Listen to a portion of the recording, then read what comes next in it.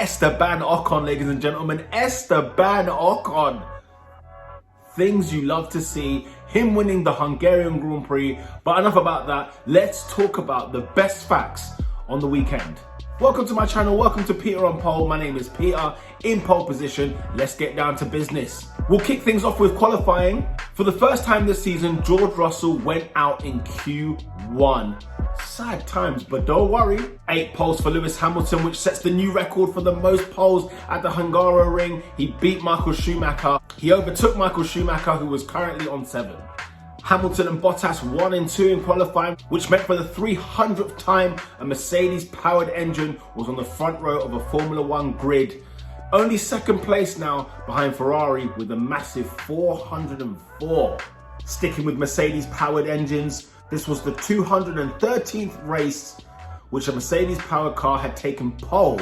That would see them equal Renault as the engine manufacturer with the second most poles in Formula 1.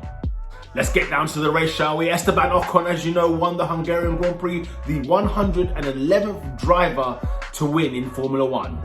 Different driver, I mean. Esteban Ocon is the first driver to win from 8th place in the grid since Fernando Alonso done it back in 2012 at the Malaysian Grand Prix. Sticking with the Frenchman, of course, he is the 18th driver to win at the Hungarian Grand Prix. He is the 5th different driver to take his maiden win here, and the first time since Heikki Kovalainen in 2008. Heikki, what a name. Esteban Ocon records Alpine's first win in Formula 1.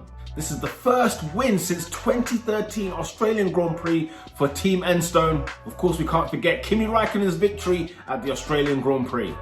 This is also their first win back at the Hungaroring since 2003, Fernando Alonso in the Renault. Now, I don't believe this stat, but apparently Esteban Ocon has the 3rd most led laps this season. What? The last time this Enstone team led a race was back in 2013 at the USA Grand Prix with that man, Romain Grosjean. Oh, the good old Lotus days, huh?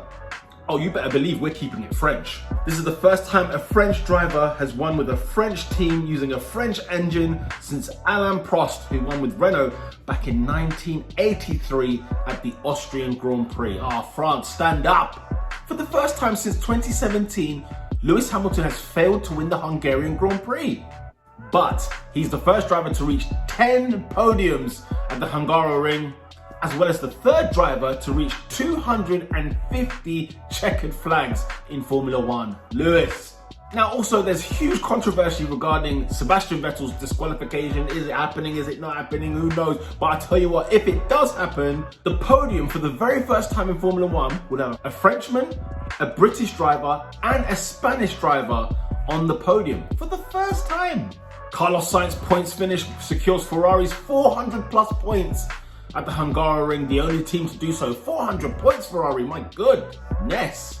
At the 2021 Hungarian Grand Prix, Fernando Alonso equals Rubens Barrichello as the driver to have started the 2nd most Formula 1 races. Fernando Alonso makes it to 323 Grand Prix starts. Oh, Nando, driver of the day, Nando.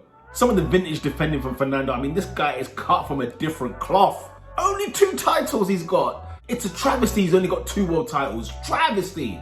Travesty. Williams fans, come to the party, ladies and gentlemen. It was a great day for Williams at the Hungarian Grand Prix, who scored points with both cars. Big up Latifi. Big up Russell. It was the first time that Williams have picked up points since Robert Kubica scored at the 2019 German Grand Prix. Do you remember the shenanigans there? Furthermore, it was the first time both Williams drivers have finished in the points since 2018 at the Italian Grand Prix. Holy smokes. And the first time both Williams drivers have scored in Hungary since 2014. Holy smokes. It was the first time that both drivers have finished in the top 8 since 2017, also at the Italian Grand Prix. Holy, you know the rest.